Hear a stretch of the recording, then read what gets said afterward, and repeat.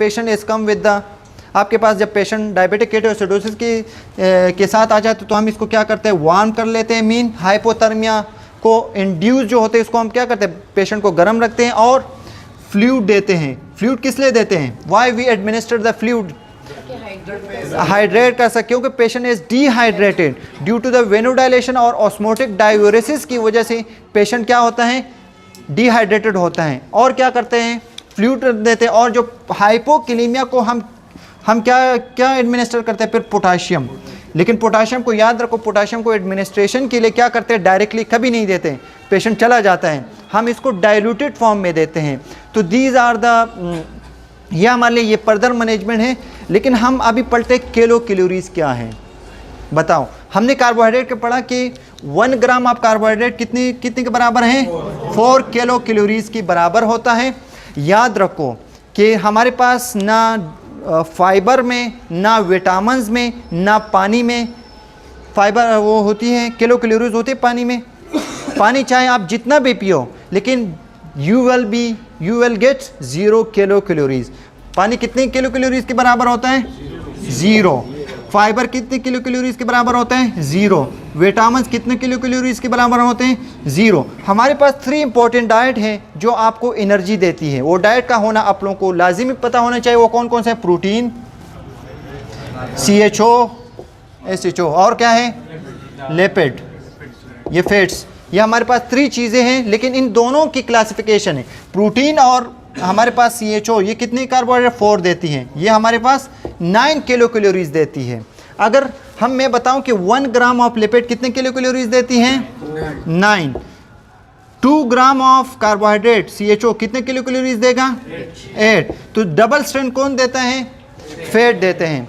अभी हम थोड़ा बहुत क्लासिफिकेशन जो इंटरेस्टेड है अकॉर्डिंग टू द डाइट, हम अगर देते हैं, क्या देते हैं, फॉर एग्जांपल के तौर पे क्या चीज़ लेते हैं, हाँ, अगर हम टमाटर को लेते हैं, एक टमाटर 100 ग्राम टमाटर है, कितने, टोमेटो 100 ग्राम ऑफ टोमेटो में कितने कैलोरीज होंगी, 100 ग्राम ऑफ टोमेटो जो है, टोमेटो में कितने किलो कैलोरीज होगी, बताओ। ये होगी कि 100 ग्राम ऑफ टोमेटो जो है इसमें 90% क्या होती है, पानी। इस 100 ग्राम ऑफ, तो इसमें 90% क्या होगा, 0 किलो कैलोरीज होगी। रिमेनिंग कितना रहा, 10%। तो 10% में जो है 5% जो होता है वो क्या होती है, फाइबर। तो फाइबर क्या होती है, 0। तो रिमेनिंग कितना हो गया, 5% जो है कार्बोहाइड्रेट होती है। तो 5 multiply by 4, it will become 20 kilo calories देते अकॉर्डिंग टू द डाइट। ये आप लोगों को इंटरेस्टेड है, प्लीज़ ये सीख लो। तो 100 ग्राम ऑफ टोमेटो जो है आपको कितने किलो कैलोरीज देती है, 20 देती हैं। अभी दूसरा, अभी किस चीज़ की मिसाल दूँ, बताऊं। अभी अगर हम पोटैटो की तरफ नहीं चलते हैं, वो भी पढ़ा देंगे। देखो अभी हम जैसे क्या नाम है, कीरा देते हैं, जिसको हम क्या कहते हैं, कुकम्बर। अगर हम कुकम्बर के 100 ग्राम लेते हैं तो 100 ग्राम ऑफ कुकम्बर कितना देगा। तो अगर इसके हम क्लासिफिकेशन लेते हैं, इसमें 90% क्या होती है, वाटर, 10% रिमेनिंग हो गया। इसमें 6% जो होती है, 6% फाइबर होती है और 4% क्या होती है, कार्बोहाइड्रेट होती है। तो इसी 4 मल्टीप्लाई बाय 4, तो 100 ग्राम ऑफ कुकम्बर जो है आपको कितने किलो कैलोरीज देती है, 16 देती है। हम अभी सिर्फ इसमें कार्बोहाइड्रेट कंटेनिंग डाइट। अगर हम अभी देते हैं क्या चीज़, आलू की तरफ चलते हैं, आलू की तरफ चलते हैं तो आलू कितने किलो, जैसे हम गंदम के एक रोटी है, एक रोटी को अगर हम तोल ले तो इतना, वो कितना देगा, प्लीज़ देख लो। एक इसका कितना ग्राम है, तकरीबन 35 ग्राम एक रोटी अगर हमारे पास आ जाए तो ये कितना किलो कैलोरीज देगा। 35 ग्राम में हमारे पास 10% वाटर है, तो कितना रह गया, 25। तो यहाँ पर 25 multiply by 4, it will become 100। तो 35 ग्राम आप रोटी जब हम खाते हैं वो कितने कैलोरीज देती हैं, 100 किलो कैलोरीज देती हैं। इसी तरह डबल रोटी और जो हमारे पास निशास्तर डाइट जो होते हैं वो तकरीबन अगर हम इतना लेते हैं तो इतना किलो कैलोरीज देती है। और क्या चीज़ है, मीट जो है वो प्रोटीन कंटेनिंग होते हैं भाईजान।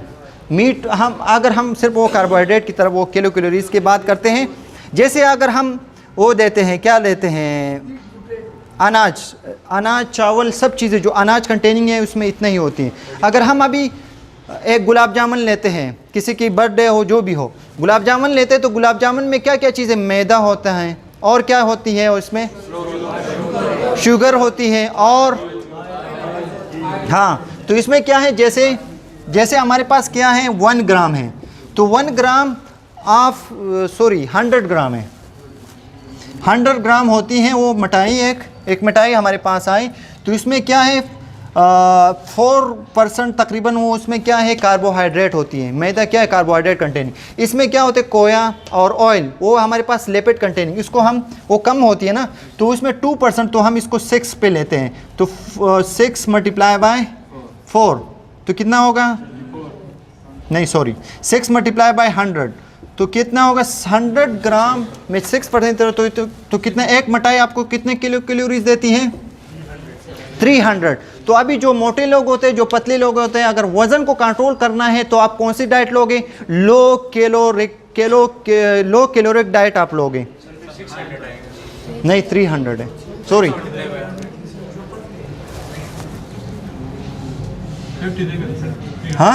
50 है, 50 सॉरी 50 है, 50 ग्राम। अगर हम देखो, अगर हम क्या लेते हैं, अगर आपको वज़न कम करना है तो क्या कौन सी डाइट लोगे, लो कैलोरी डाइट। जो हमने आप लोगों को क्लासिफाई कर दिया, जो मोटे पर्सन, मोटापा किसकी वजह से होती है, जब आप हाई कैलोरिक डाइट देते हो तो क्या होते हैं, स्टोरेज फॉर्म में आ जाते हैं। जितना भी आप अगर सब्जी, हम बोलते हैं ना, डॉक्टर लोग आप लोग को ये सजेस्ट करते हैं you should to have the vegetables क्या होते हैं, हाई फाइबर डाइट होते हैं। दूसरी बात यह है कि वो क्या होते हैं, लो कैलोरिक होती है, जो हमने क्लासिफिकेशन कर दी। लो कैलोरिक डाइट की वजह से आपका क्या होगा, जितना भी खाओगे आपका ब्लड, आपको एनर्जी तो मिलेगी, कम मिलेगी, लेकिन दूसरी बात यह है कि आप उसको स्टोरेज फॉर्म में वो नहीं होगी। जब स्टोरेज फॉर्म में नहीं होगा तो यू विल नॉट बिकम मोटा, सही है।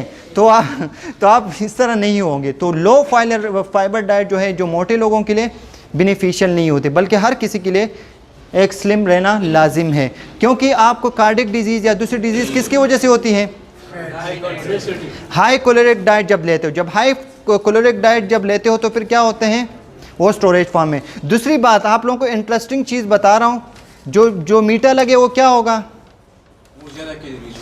डायबिटिक पेशेंट को कौन सी डाइट लेनी चाहिए, जो मीठा लगे वो नहीं खानी चाहिए, सही है। जो कड़वा नहीं बल्कि टेस्टलेस लगे, हमारे पास पॉलीसेकेराइड में हमने पढ़ा टेस्टलेस, जो टेस्टलेस लगे वो खानी चाहिए। आपका क्या ख्याल है, आप बताओ, जवाब आप लोग दो। पॉलीसेकेराइड जो होती हैं, हमारे पास वीट क्या है, पॉलीसेकेराइड है, पॉली है। हमारे पास जैसे ग्लूकोज है, ग्लूकोज क्या है, मोनो है।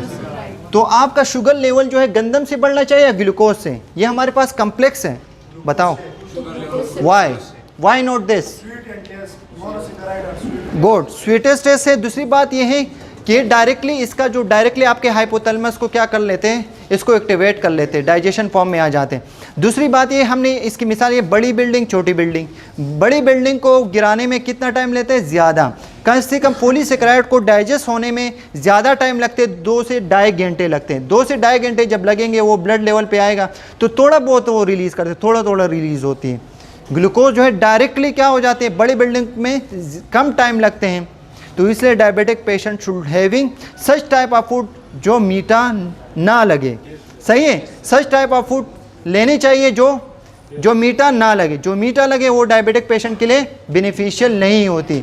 हमने ये भी बताया कि मोनोसेकेराइड डायरेक्टली क्या हो जाती है, इसको सिल ले लेते हैं, सही है। तो diabetic patient should not having monosaccharide, they should having polysaccharide, क्योंकि पॉलीसेकेराइड। दूसरी बात यह है कि डायबिटिक पेशेंट अगर चाहे वो ग्लूकोज कंटेनिंग डाइट अगर लेते हो, चाहे वो मोनोसेकेराइड हो, ही और she should what type of food उसको एडिशन में लेने चाहिए, फाइबर डाइट। क्योंकि हाई फाइबर डाइट क्या कर लेते हैं, जैसे ग्लूकोज या दूसरी चीज़ें सब्जी वगैरह इसमें अगर ऐड करें तो फिर वो क्या होगा, उसके रिलीज़ होने में क्या होगा, टाइम लगेगा। जब टाइम लगेगा तो आपका शुगर लेवल मेंटेन रहेगा। लेकिन आजकल जो डॉक्टर्स हजरात क्या करते हैं, पेशेंट अगर डायबिटिक हो तो इब्तदाई वक्तों में क्या करते हैं, इंसुलिन पे लेते हैं। बोलते हैं ये सुबह शुगर इसका कंट्रोल नहीं है तो क्या करते हैं, इंसुलिन देते हैं। जब इंसुलिन देते बोले इंसुलिन खाने से पहले यूज़ किया करो, लेकिन कुछ दिनों के बाद वो बोलता है कि मेरा वो तो रेगुलराइज होता है कुछ दिनों के लिए, लेकिन उसको नहीं बताते हैं लाइफस्टाइल, कि आपको ये कंसेप्ट नहीं बताया जाता है कि मोनोसेकेराइड, डाइसेकेराइड, कौन से शुगर आप लोगों को लेना चाहिए, कौन से शुगर नहीं लेनी चाहिए। तो क्या है, तो हम as a nurse we should to know about, हमें पता होना चाहिए जो मीठा लगे वो डायबिटिक पेशेंट को नहीं देनी चाहिए, जो टेस्टलेस लगे वो देनी चाहिए। कंसेप्ट ऑफ पॉलीसेकेराइड का होना पता होना चाहिए कि कंसेप्ट ऑफ पॉलीसेकेराइड क्या है, कंसेप्ट ऑफ मोनोसेकेराइड क्या है। सही है, जो मैंने आप लोगों को एज अ GLUT2 रिसेप्टर बता दिया। और क्या चीज़ें हैं, जैसे कुछ दिनों के लिए वो सुबह का शुगर तो इसका कंट्रोल होता है, लेकिन कुछ दिनों के बाद मरीज़ आ जाता है, बोलते हैं मेरा शाम का शुगर भी कंट्रोल नहीं होता, तो फिर क्या होता है, फिर बोलते हैं शाम में भी खाने से पहले लो।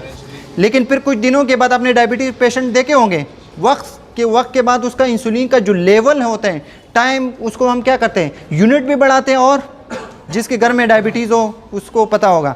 फिर टाइम, फिर हम बोलते हैं TDS लिया करो 3 टाइम्स a day, फिर बोलते हैं कि खाने से पहले भी लो और खाने के बाद भी यूज़ किया करो। लेकिन हमारी पाकिस्तानी या सब डॉक्टर्स की क्या गलतियां हैं, यही डेफिशिएंसी ऑफ नॉलेज। हम डेफिशिएंसी ऑफ नॉलेज की वजह, क्योंकि हम नॉलेज नहीं देते। It's our responsibility to teach every type of patient to how to control the your sugar level.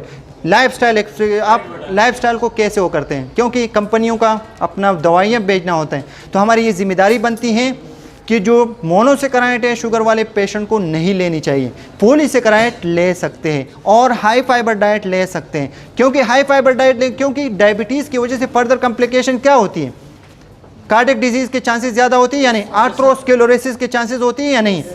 तो हम इसको कंट्रोल कैसे करेंगे, by using the high fibre diet, by using the low caloric diet. जो concept मैंने इसलिए एक जो पूरा निचोड़ है वो अभी मैं बता रहा हूँ, शेयर कर रहा हूँ। हाई फाइबर डाइट का कंसेप्ट पहले हमने पढ़ा है, फिर इसका कंसेप्ट यही है। तो सबसे पहले बिफोर द एडमिनिस्ट्रेशन, अब मैं दवाइयों के ख़िलाफ़ नहीं हूँ, सबसे पहले शुगर को किस चीज़ से कंट्रोल करते हैं, by lifestyle, by such type of diet जो क्या हो, जो पॉलीसेकेराइड हो वही होती है। तो हम मेडिकेशन सबसे पहले क्या करते हैं, इंसुलिन भी देते हैं, कुछ टेबलेट भी लेते हैं, कुछ डिफरेंट टाइप्स ऑफ इंसुलिन लेते हैं। लेकिन दूसरी बात यह है कि लाइफस्टाइल में हमारे पास योगा भी आता है। योगा में क्या होता है, योगा जानते हो, एक स्पेशलाइज्ड टाइप ऑफ वो होती है, क्योंकि इंसुलिन या कुछ मेडिसिन जब हम देते हैं उसका काम क्या होते हैं, टू रिलीज़ मोर वो क्या बोलते हैं, इंसुलिन। कैसे रिलीज़ करते हैं, इसकी मिसाल ये है, नॉर्मल कंडीशन में आपका पेंक्रियाज ऐसे कंडीशन में होते हैं, लेकिन जब हम मेडिकेशन यूज़ करते हैं उसको क्या करते हैं, नचोड़ते हैं। तो हम एक कपड़े को जब नचोड़ते हैं कुछ हद तक होती है, कब तक नचोड़ोगे, वो क्या हो जाते हैं, जब तक उसमें एबिलिटी होती है। तो नचोड़ना इज़ नॉट द वो है क्या बोलते हैं, is not the solution. Proper solution हमारे लिए कि लाइफस्टाइल। दूसरी बात ये कि जब हम योगा करते हैं, एक्सरसाइजेज करते हैं, तो क्या होता है, जब हम योगा करते हैं या ऐसे करते हैं तो इसकी वजह से हमारा पेंक्रियाज यहाँ होता है ना, तो पेंक्रियाज क्या होता है, इस पर क्या होते हैं, विदाउट इंसुलिन जो है एक प्रेशर रिलीज होते हैं। इस योगा की वजह से जब प्रेशर रिलीज होगा तो क्या होगा, this will also release the insulin. जब इंसुलिन ज़्यादा रिलीज होगा तो आपका शुगर लेवल क्या होगा, कंट्रोल होगा। योगा का कंसेप्ट ये है। दूसरा कौन सा कंसेप्ट है, स्ट्रेस एक्वायर्ड डायबिटीज़ भी होती है ज़्यादातर। स्ट्रेस, अगर आप स्ट्रेस में होते तो फिर क्या होता है, हाँ, तो योगा की वजह से भी आपका स्ट्रेस रिलीज होती है। दूसरी बात है कि आप बिजी रहोगे तो आपका स्ट्रेस क्या होगा, रिलीज होगा। इसी वजह से इसके साथ साथ अगर आप प्रॉपर नींद करोगे तो आपका इंसुलिन रिलीज क्या होगा, प्रॉपर होगा। नींद की वजह से भी इंसुलिन रिलीज होती है, पता है, हाँ, तो इंसुलिन रिलीज होती है। तो नींद, प्रॉपर नींद वगैरह ये सब चीज़ें आप करोगे तो आपका शुगर लेवल क्या होगा, मेंटेन रहेगा। तो ये सब चीज़ें थी। जैसे आप लोग पपाया में 2 टाइप्स होते हैं। पपाया कौन सा होता है, पपीता, अगर वो मीठा लगे तो लेनी चाहिए डायबिटिक पेशेंट को, नहीं लेनी चाहिए। इसमें पपाया में कुछ कड़वे भी होते हैं। तो diabetic patient can have that type of papaya which is tasteless, but the diabetic patient should not having such type of papaya which is sweet and flavour. दूसरी बात ये, जैसे हम अनार लेते हैं तो अनार अगर वाइट वाला, रेड वाला, कौन सा डायबिटिक पेशेंट लेगा, रेड वाला या वाइट? रेड वाला नहीं ले सकते हैं डायबिटिक पेशेंट, क्योंकि वो मीठा होता है। मैंने क्या कहा, जो मीठा लगे वो नहीं लेनी चाहिए। तो रेड वाला नहीं ले सकते, वाइट वाला ले सकते हैं। तो ये कंसेप्ट जो मैंने बताया, मीठा एंड टेस्टलेस, तो ये कंसेप्ट पे आज इंशाल्लाह आप लोग अमल फेरा रहोगे या नहीं कुछ, हाँ। तो ये मेरे ख्याल से हाँ क्या है?